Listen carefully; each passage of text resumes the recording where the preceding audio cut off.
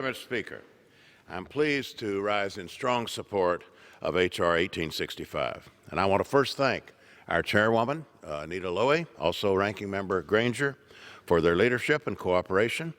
And I want to thank my good friend Mario Diaz-Balart of Florida for his collaborative approach. I couldn't ask for a better ranking member for our subcommittee work. The T-HUD section of this bill, as we call it, invests in America's transportation and housing infrastructure with a particular stress on safety, on addressing the needs of the most vulnerable, and on mitigating the impacts of climate change. It includes $74.3 billion in discretionary funding. That's an increase of $3.2 billion above the 2019 level, and it's $15.8 billion above the President's budget request. On the housing side of the ledger, all Section 8 vouchers are renewed. The Home Program and Community Development Block Grants each receive $100 million in increased funding, and there's a $95 million increase for public housing capital expenditures to address the growing maintenance backlog.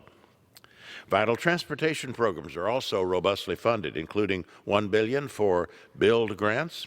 We provide more than $3 billion in discretionary resources above authorized levels for highways, transit, and aviation projects affecting every state and territory in this nation.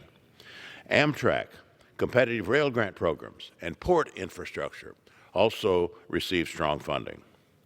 These investments support a renewed commitment to safety. The FAA receives additional resources to bolster aircraft certification, including dedicated funding to hire new safety inspectors, engineers, and data scientists.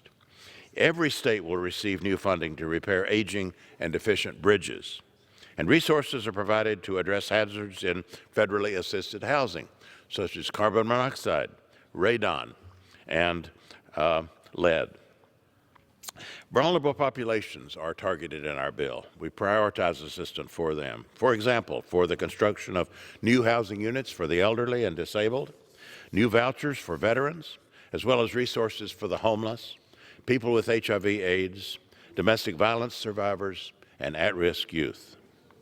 Finally, I'm proud that this legislation lays the groundwork to integrate resiliency principles into the full range of programs under the bill's jurisdiction.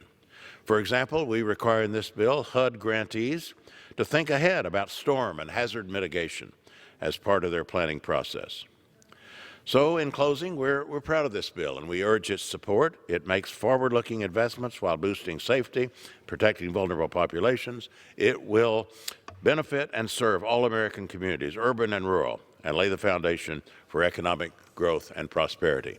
I urge colleagues to support this bill and yield back the balance of my time. Gentleman.